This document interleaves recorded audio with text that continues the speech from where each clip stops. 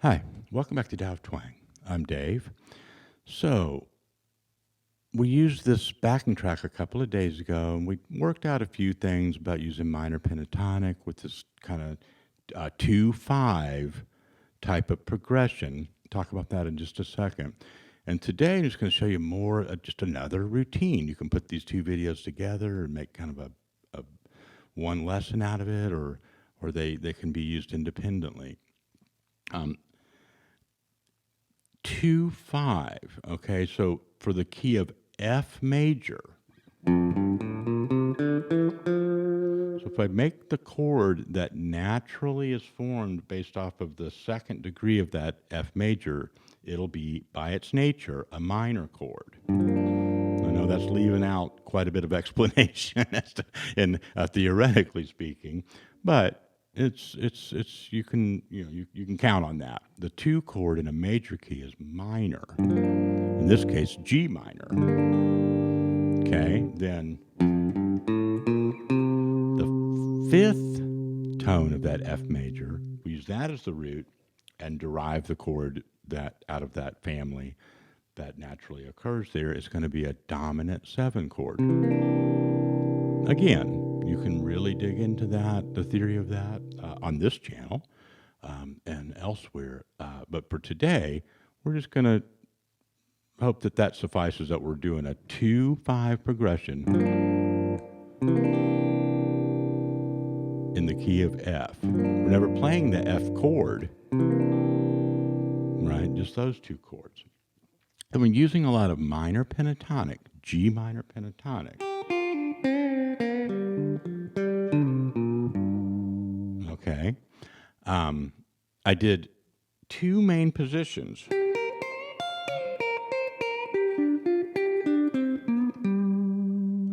That one and that one, okay? There's several more in between there. One of the ways that you can really kind of start digging into your pentatonic stuff, if you haven't already done this, is to using this system that labels them, shape 1, shape 2, shape 3, and so on. And the way I understand that is that those labels are just based on which degree of that pentatonic scale you start on. So if you start on the 1st degree, okay, you get that. If you start on the 2nd,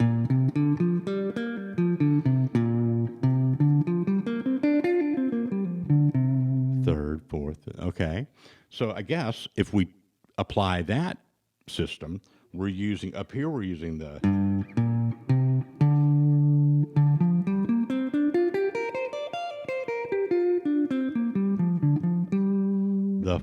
shape 4 for the minor pentatonic, okay?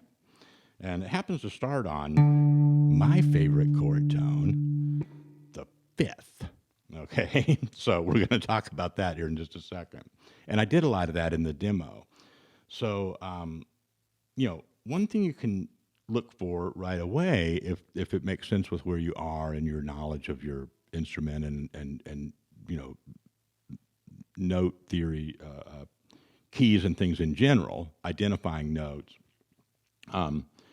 is, the roots. So we've got a G for the G minor and a C for the C7. And nothing wrong with really leaning on those. There's the G.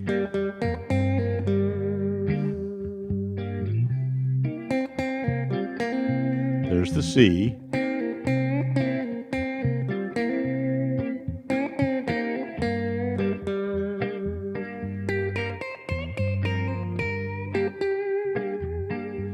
Okay.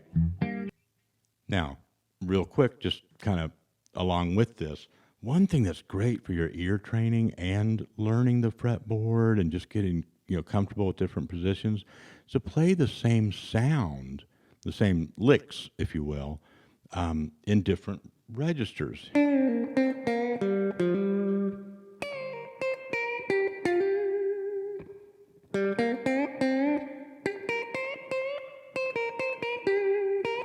Okay. And then, before too long, you kind of let go and you start improvising more. But that's just a really good way, just transferring that back and forth.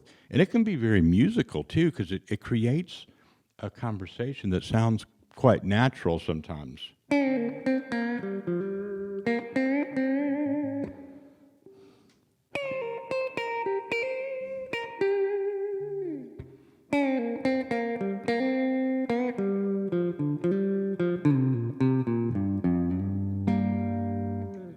Okay. And, little embellishments and slight differences in the notes and the bending and the timing, make it so it's not an exact duplicate. But duplicating it precisely is actually a good exercise in different registers and using different string sets and so forth. So here's our routine on this one. Is basically going to go back and forth between these. We'll call that shape 1, beginning on the root. And if I just count up on that bass string, we'll call that shape 4. Now, I really like this shape 4, especially in this key. It puts you right in that sweet part of the neck. And it lets you get a little bit, if you're doing that down here, see, same notes, but you kind of reach the ceiling down there. If you do it up here, I like having that available if you want to go up and.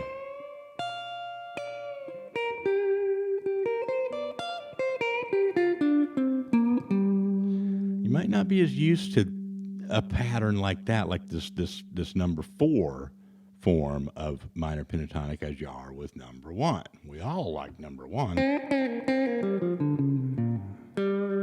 And most of us are getting quite used to that.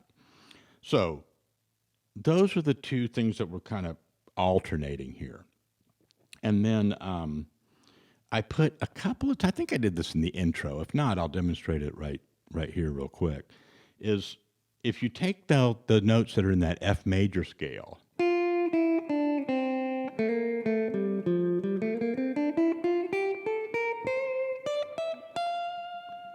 they're going to sound good over this progression because of some of the theoretical things that we mentioned earlier. All these chords are derived from that home key of F major.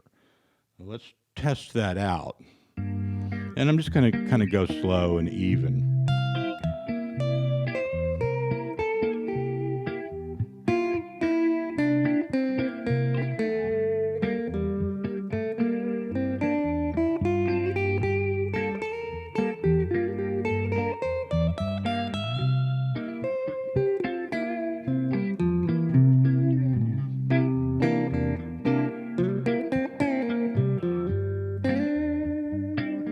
Okay, well, that works pretty good. So one of the things, there's two things I'm about to show you, and that's going to be our routine on this. The first is three things, essentially, but what we already talked about, moving between that pattern 1 and pattern 4, okay? But along with that is looking for the 5th of both of these chords and kind of deliberately featuring that in both of these positions. And I'll show you that in just a second. And then the last little piece will be being able to walk, even if it's on a single string, that's fine. This actually sounds cool to climb back and forth between these two, right?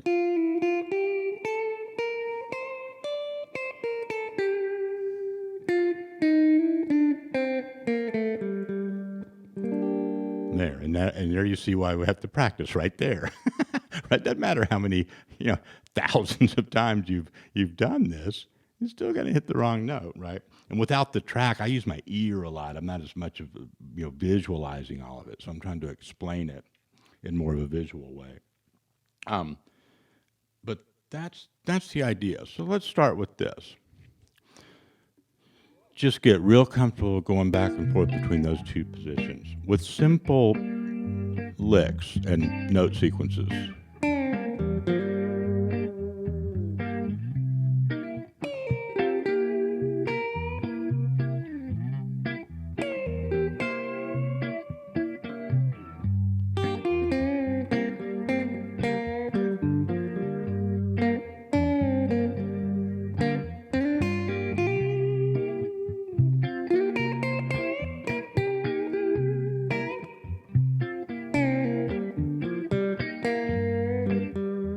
Okay. Now, we talked about the roots, G and C. Now, what's our fifth for G? Now, you want to go up 5 degrees, but you want to do it in that same river of notes that's that F major. Don't get hung up on this a lot, but it'll look like.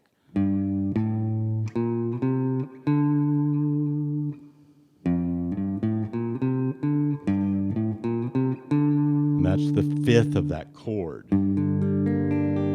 Fifths are easy to find on a guitar because they're that power chord. Doesn't even matter if it's major or minor, because the third is what determines whether it's major or minor, right? So that fifth is just always going to be that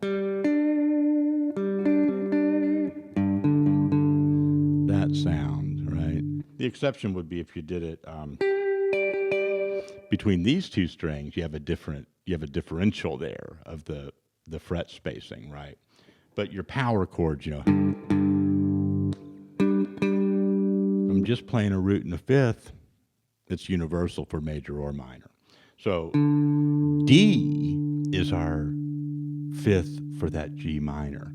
Now, if I go out of my way in both of these positions to find some Ds when I'm using this minor pentatonic, I'll do it over the G. So there's a C.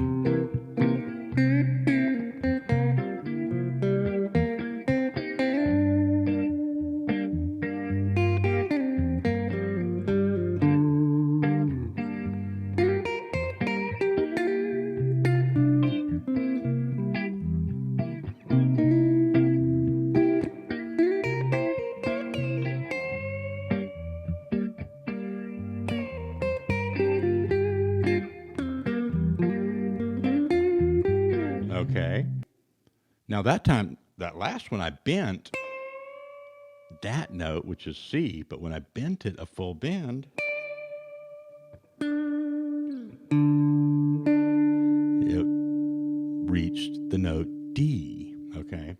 So this is just, don't overthink this. This is just a real quick way that you can play some kind of hipper notes when you're using these skills.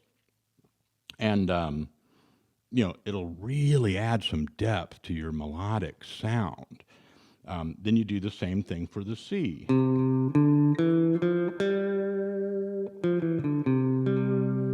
using that same kind of idea, it's that power chord kind of relationship of the two strings there.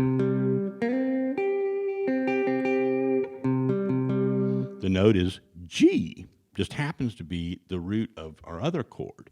So when we're on that C, see what it feels like and sounds like to really feature the note G, the fifth of C. This sounds more complicated than it is. That's the C.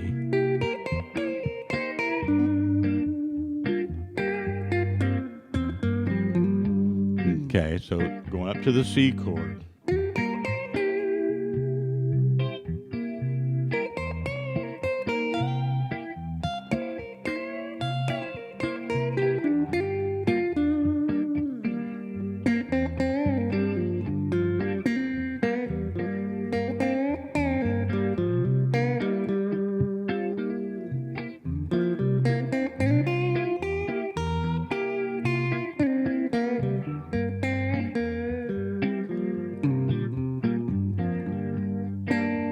Okay?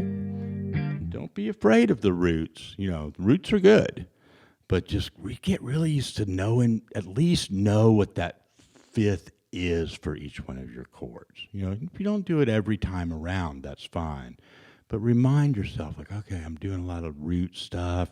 Where's that fifth? What's the fifth for this chord? And let me see if I can really kind of land on that and target that. You'll see what I mean. It feels good. You'll know it when you hit it just right. It's like, yeah, that's good. That's cool. And the last little piece here is just putting in some of that river of F major to kind of connect yourself and walking, if you'd like, back and forth between these positions. And this can really get you going on more of a composed sounding solo, even when you're improvising. Let's see where we are.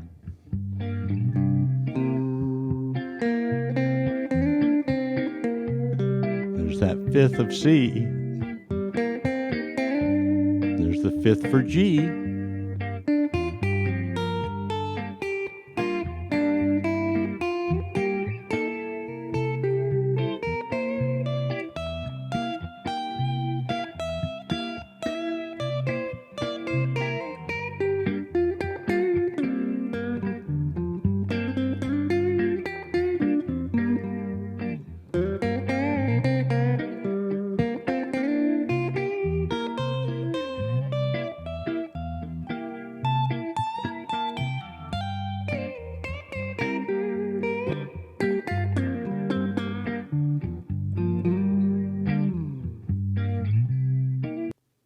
Okay, that last part, I'm just going to let that be more of a demo, right? The explanation is pretty straightforward for that. Just using that F major sequence of notes to kind of walk up and get used to doing that. I didn't play any incorrect notes there. I kind of wish I would have, because, you know, when you play it like that and they all come out good, it might send the message. It might look to you like, oh, this is all memorized, or this does this all the time. Everything I just did happened in real time. I've never played what I just played before. Okay, and I think that's important for a lot of us to kind of remind ourselves of that. If we do hit, a note that's not right, that's part of our ear training, right? We know that, okay, I don't just have to memorize this visually. I can depend and rely on my ear to guide me with this. So do your thing with this at your own pace, in your own time, and in your own language, and let me know how it goes for you. Okay? Talk to you next time.